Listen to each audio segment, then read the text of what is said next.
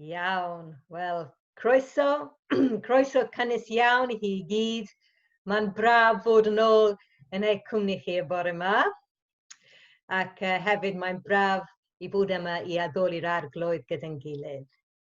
Heddiw ac wythnos nesaf, bydd yr Oedfa ar Zoom, ond o'r chwehed o Fedi ymlaen, rydyn ni'n gobeithio bod yn ôl yn y capel am 8:30. Hey. Dechreuwn y bore yma gyda geriau'r proffwyd Eseia. Gwrandewch arna I, chi sy'n awyddus I wneud beth sy'n iawn, ac yn ceisio yr arglwydd. Ystyriwch y graig y cawsoch eich naddu ohoni, a'r chwarel y cawsoch eich cloddio ohoni. Wel, ces I fy magu ar Ynys Malta, a yna Malta mae bron pob adeilad wedi cael ei wneud o galfau'n hyfryd, a dwi eisiau just dangos rhywbeth I chi ar y sgrin.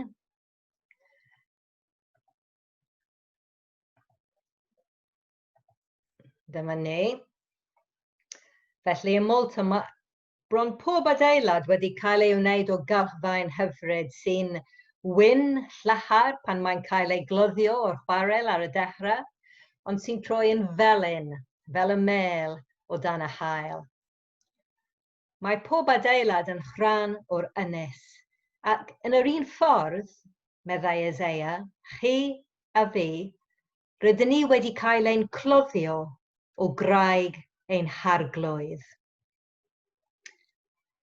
Mae'n llun hyfryd, ac wedyn mae Eseia yn bwrw ymlaen ac mae'n dweud, bydd yr arglwydd yn cysuro Seion. Bydd yn cysuro ei hadfeilion. Bydd yn gwneud ei hanialwch fel Eden. A'i diffeithwch fel gardd yr arglwydd. Bydd llawenydd a dathlu i'w clywed anddi. Lleisiau yn diolch a sŵn canu. Gwrandewch arna I fy mhobl, daliwch sylw fy nghenedl, achos byddai'n dysgu pobl, a bydd yn cyfiawnder yn olau i'r boblwydd. Dwi ar fi'n gwneud pethau yn iawn. Dwi ar fy ffordd I achub. Gweddiwn.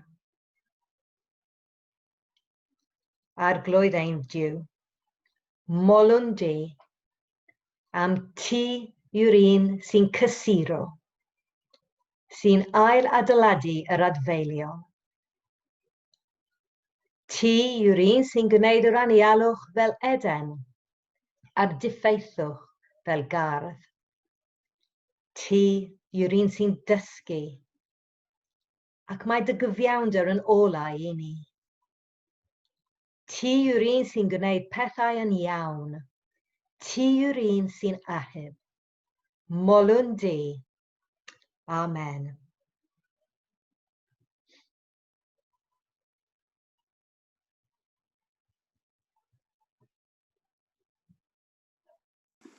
Okay.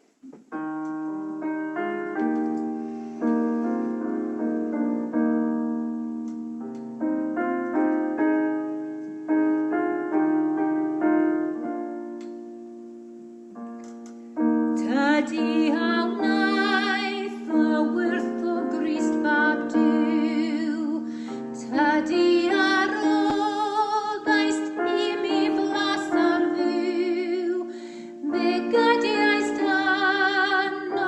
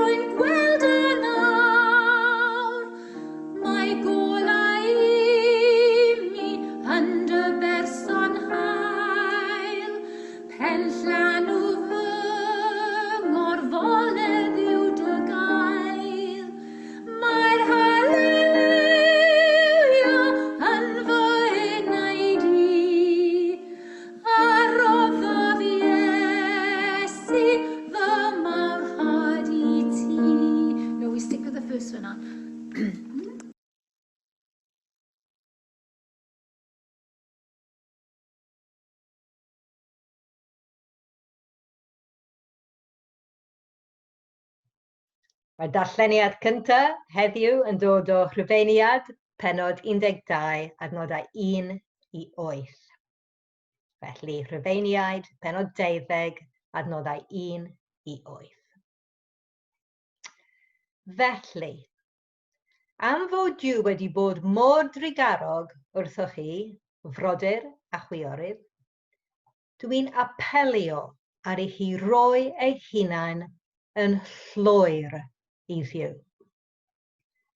Cyflwyno eich hunain iddo yn aberth byw, un sy'n lân ac yn dderbyniol ganddo. Dyna beth ydy addoliad go iawn. O hyn ymlaen, rhaid i chi stopio ymddwyn yn yr un fath a phobl sydd ddim yn credu. Gadewch i Dduw newid eich bywyd chi yn llwyr, drwy chwildroi eich ffordd o feddwl am bethau.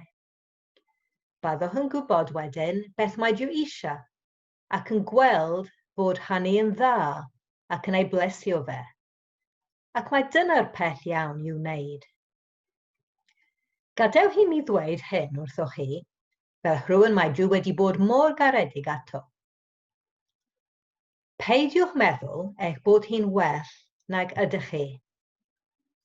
Byddwch yn onest gyda'ch eich hun wrth ystyried faint o ffydd mae Duw wedi roi i chi. Mae'r eglwys yr un fath â'r corff dynol.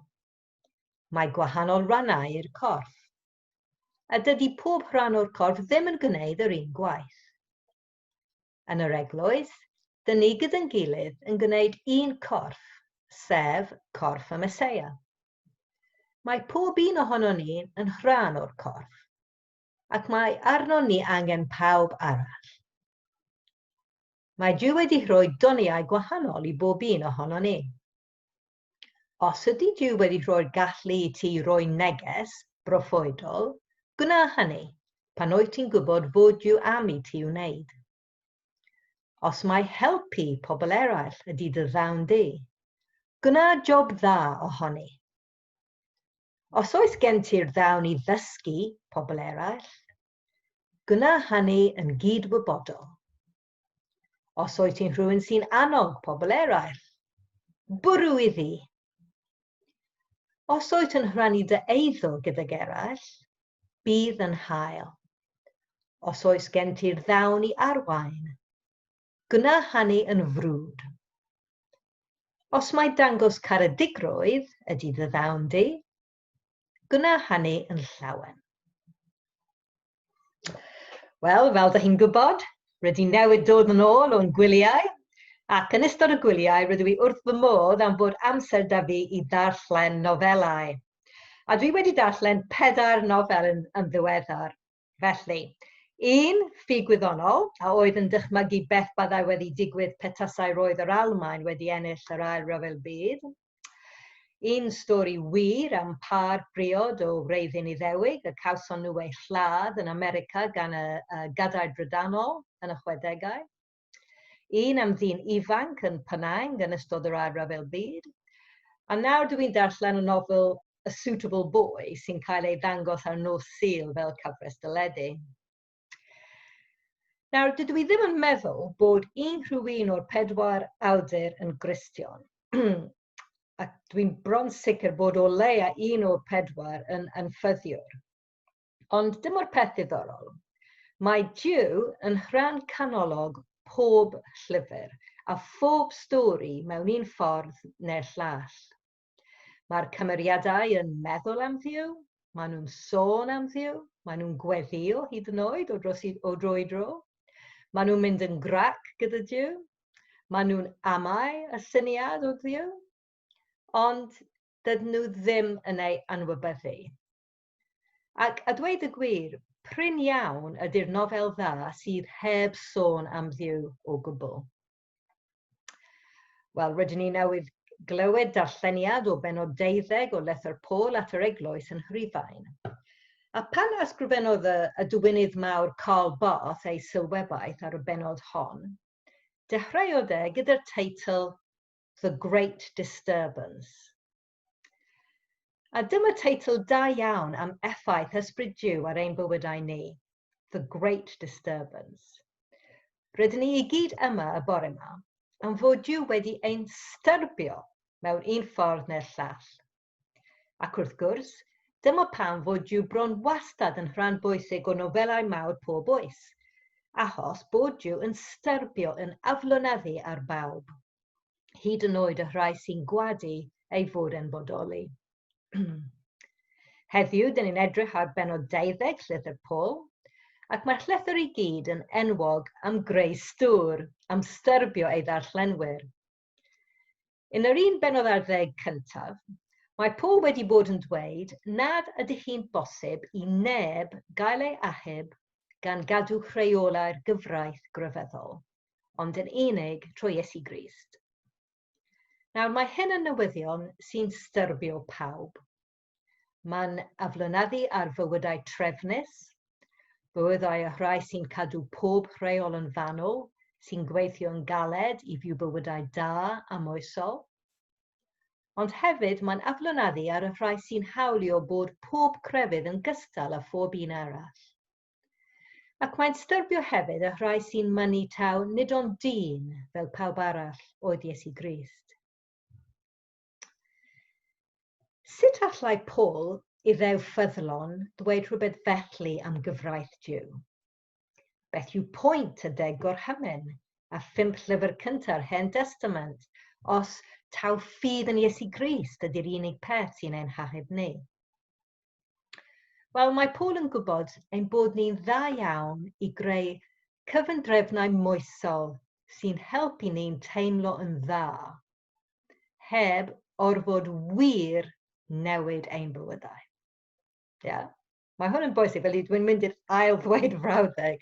Mae Paul yn gwybod ein bod ni'n dda iawn I greu moral systems, cyfundrefnau moesol, sy'n helpu ni'n teimlo'n dda, heb orfod wir newid y problem yn canol ein bywydau.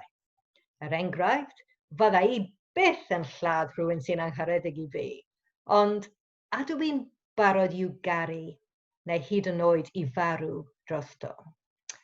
Fyddai byth yn dod arian o'r banc, ond ydw I wir wastad yn onest ym mhopeth ydw i'n ei wneud ac yn dweud. Dw i'n rhoi 10% o bopeth ydw i'n ei ennill, ond ydw i'n barod I roi 100% tasai Duw yn fy ngofyn I wneud e. Dwi'n mynd i'r capel bob wythnos wrth gwrs, ond ydw i'n caru Duw gyda fy holl enaid a fy holl galon a fy holl feddwl a fy holl nerth. Hi'n gweld pwynt y gyfraith oedd I helpu ni roi ein holl fywydau I ddiw. Ond dyn ni'n tueddu cadw y gyfraith, ond anghofio pam oedd hi yna yn y lle cyntaf. A dyma pam fod penod 12 yn llythyr Paul yn cael ei alw The Great Disturbance gan Karl Barth. Oherwydd mae Paul yn dechrau'r benod gan ddweud, Frodyr a chwiorydd, dwi'n apelio ar I hi roi ei hunan yn llwyr I ddiw. Cyflwyno ei hunan iddo yn aberth byw, un sy'n lân ac yn dderbyniol ganddo. O hyn ymlaen, rhaid I hi stopio ymddwyn yn yr un fath a phobl sydd ddim yn credu. Yn lle, gadael hiddiw newid eich bywyd hi yn llwyr, drwy chwildroi eich ffordd o feddwl am bethau. Os dyn ni'n edrych am y geriau mae Paul yn ei ddefnyddio yn y darn yma, maen nhw'n trawiadol iawn. Mae'n dweud, roi eich hunan yn llwyr I ddiw. Cyflwyno eich hunan iddo yn aberth byw. Newid eich bywyd yn llwyr. Chwildroi eich ffordd o feddwl am bethau. Dim cwestiwn o gadw rheolau yw hyn, ond mater o roi ein holl bywydau, pob agwedd ohonynt I ddiw. Chwildro, revolution go iawn, ond ffordd o fyw. Ac rydyn ni'n gweld hyn yn glir yn ein hael darlleniad heddiw sy'n dod o Efengil Matthew penod 16 yn dechrau adnod 13. Felly os da chi'n dilyn yn eich Beiblau hi, y fengl Matthew, penod 16, yn dechrau adnod 13. Pan gyrraeddodd Iesu ardal Cesarea Philippi, gofynnodd i'w ddisgyblion, pwy mae pobl yn ei ddweud ydw i, mab y dyn? Mae rhai yn dweud Ioan Bedyddwyr, medden nhw. Eraill yn dweud Elias, ac eraill eto yn dweud Jeremia neu un o'r proffwydi. Ond beth amdanoch chi, meddai? Pwy dy chi'n ddweud ydw i? Atebodd Simon Pedr, ti ydy'r Meseia, mab y Duw byw. Rwy ti wedi ddyfendithion fawr, Simon fab Jona, meddai Iesu. A mae dim person dynol ddangosod hyn i ti, ond fy nhad yn y nefoedd. A dwi'n dweud wrth i ti, mae ti ydy Pedr, sef y garreg. A dyma'r graig dwi'n mynd i adeiladu fy eglwys arni hi. A fydd grym marwolau ddim yn ei gorbagu hi. Dwi'n mynd i roi allweddi ternas yr un nefol i ti. Bydd beth bynnag roed ti'n ei roestro ar y ddaiar wedi roestro yn y nefoedd. A bydd beth bynnag roed ti'n ei ganiatau ar y ddaiar wedi ganiatau yn y nefoedd. Dyma Iesu yn rhybuddio'r disgyblion i beidio dweud wrth neb mae fe oedd y Meseia. Wel, yn y darn yma mae Iesu yn mynd â'i ddisgyblion i'r gogledd i ddinas Cesarea Philippi. Dinas bwysig oedd hon, cartref y brenin Philip, mab Herod y Fawr. Brenin a oedd o dan grym yr ymerodraeth Rufeinig. Ar y pryd, roedd pobl yn credu bod yr ymerawd o Rufeinig yn dduw. Hefyd, roedd Cesarea Philippi yn safle tarddiad yr afon Iorddonen, felly lle crefyddol pwysig i'r bobl Iddewig. A hyd yn oed cyn hynny, roedd pobl yn yr ardal yn addoli y Duw Groeg Pan yna. Felly mae Iesu yn mynd â'i ddisgyblion i le ble oedd llawer o dduwiau yn cystadlu am ei sylw nhw. Ac mae'n gofyn iddynt, pwy dy chi'n ddweud ydw i?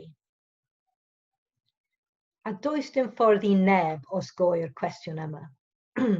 Mae Duw yn ein caru ni gormod, yn gadael ni fyw ein bywydau yn llonydd, heb y cariad a'r heddwch a'r llawenydd sy'n dod o fyw mewn perthynas gyda fe. Felly, mae Duw yn aflonyddu arnom yn ein styrbio ni. Weithiau mae'n siarad â ni trwy breuddwydion. Weithiau trwy rhyw lawenydd neu drasiedi sy'n digwydd yn ein bywydau ni neu trwy salwch hefyd. Weithiau mae Duw yn siarad trwy harddwch natur, neu gerddoriaeth neu farddoniaeth sy'n creu teimlad o heddwch dwfn. Weithiau trwy gariad rhywun arall. Weithiau trwy gerio'r Beibl neu gyd-digwyddiad sy'n teimlo'n rhy anhygoel i fod yn wir. Ond mewn un ffordd neu'r llall, mae Duw yn ein styrbio ni a gofyn i bob un ohonom, pwy dy chi'n ddweud ydw i? Felly, dyn ni'n troi'r Beibl neu dyn ni'n dod i'r capel i ddysgu mwy, a dyn ni'n dysgu hyn. Iesu yw y Meseia. Nawr mae'r gair Meseia yn golygu brenin, felly gad i ni ddweud Iesu yw'r brenin. Ac yna, ymhlith y Duw Pan a holl dduwiau'r bobl Groeg a'r ymerawd o'r Rufeinig, a holl dduwiau a nerthwyd y bobl Rufeinig, mae Pedr yn cyffesu. Iesu yw'r wir frenin, mab y Duw fyw. Dydw i ddim yn gwybod beth a phwy sy'n cystadlu am dy galon di a feddwl a ddenau di. Efallai teulu neu ddiwgelwch neu farn eraill neu arian neu wyliau neu addysg neu hyd yn oed capel. Dwi ddim yn gwybod. A does dim byd o'i le ar pethau hyn. Ond mae Duw eisiau i ni ildio ein holl bywydau iddo fe. fel aberthbywio.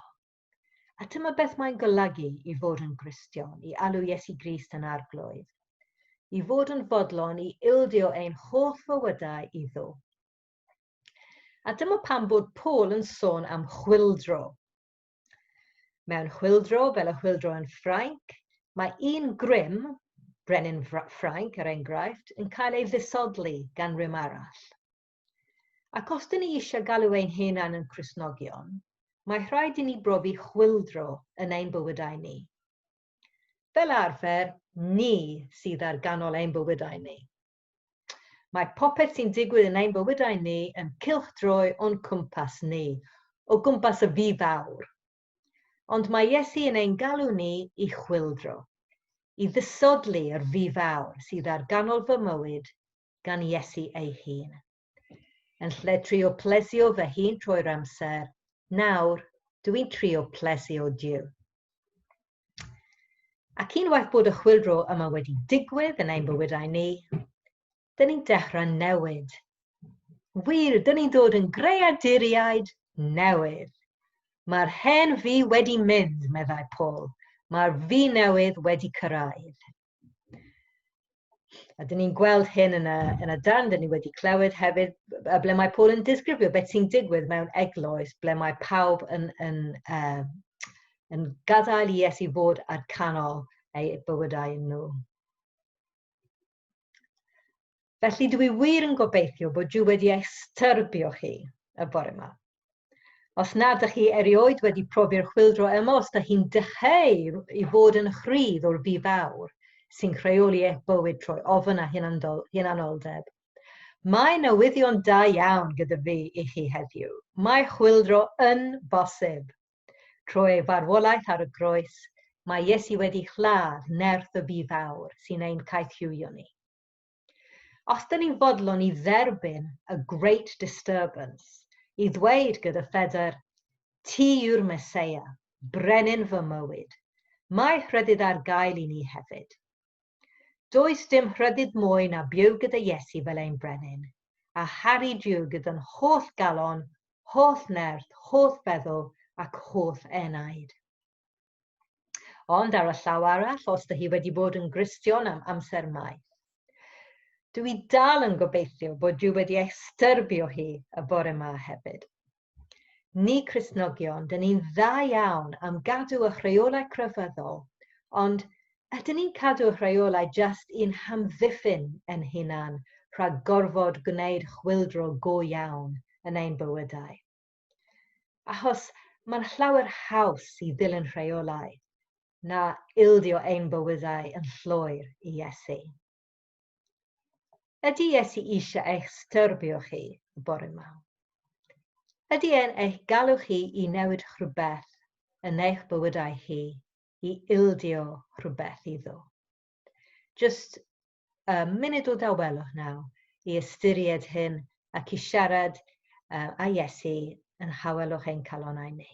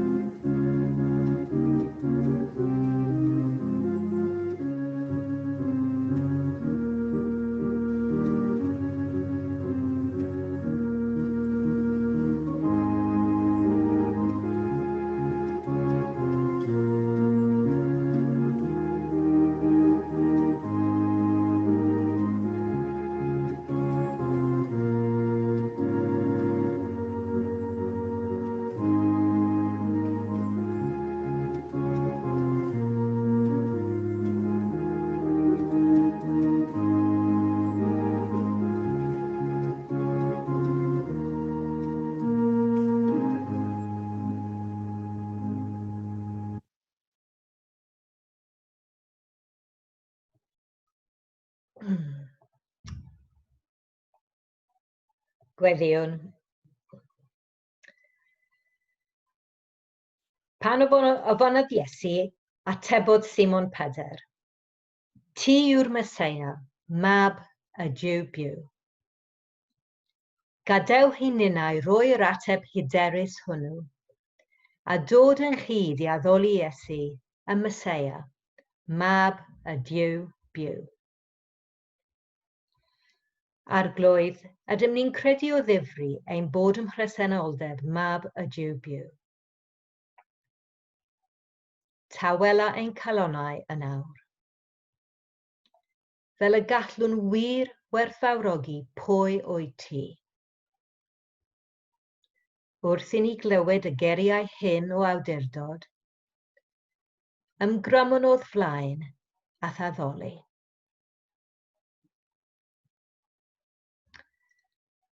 Arglwydd, diolch i ti, dy fod bob amser yn barod i roi maddeuant i ni, pan fyddwn yn ymddiried digon yno i gyfesu ein pechodau i ti.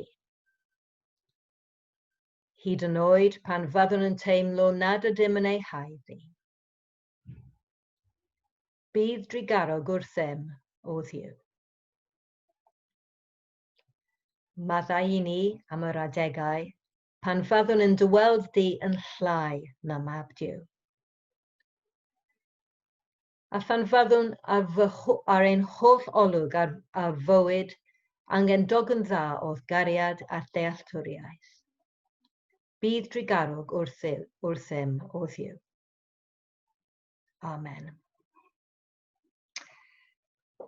Yn y gweddi nesaf, mae ymateb, felly dwi'n mynd i gobeithio, dwi'n mynd i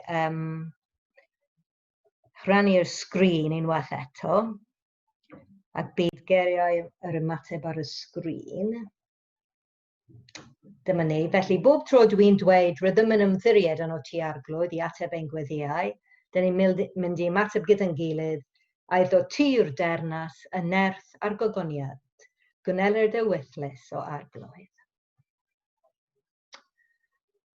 Gweddiwn dros bobl sy'n cael ei ffydd yn anodd, trwy hunan ymheuaeth, trwy amgylchiadau anodd, trwy bethau drwg yn digwydd, trwy gael ei harwain ar gyfeiliorn, trwy fod eisiau enwogrwydd ac arian. Rydym yn ymddiried arno ti arglwydd i ateb ein gweddiau.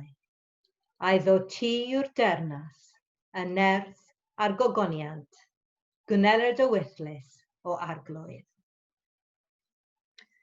Gweddiwn dros bawb sy'n teimlo ei bod yn y tywyllwch, wedi ei cloi mewn sefyllfa lle maent yn methu cael ateb. Fel y gallen ddod i ddeall, mae ti yw'r allwedd i bopeth mae ei angen arnynt. Rydym yn ymddiried arno ti arglwydd i ateb ein gweddiau. A iddo ti yw'r dernas, y nerth a'r gogoniant, gwneled y wythlis o arglwydd. Gweddiwn drosom ein hunan, pan fyddwn mewn sefyllfaoedd anodd. Pan fyddwn yn ceisio datgloi drysau nad oes gennym hawl i'w datgloi. Pan fyddwn yn methu canolbwyntio ar y dernas. Pan fyddwn yn peidio rhannu ein stori. Rydym yn ymddiried arno ti arglwydd i ateb ein gweddiau. A iddo ti yw'r dernas, y nerth a'r gogoniant, gwneled y wythlis o arglwydd. Ac yn ola, gweddiwn dros bawb sy'n sâl, pawb sy'n uneg, pawb sy'n wynebu marwolaeth heddiw.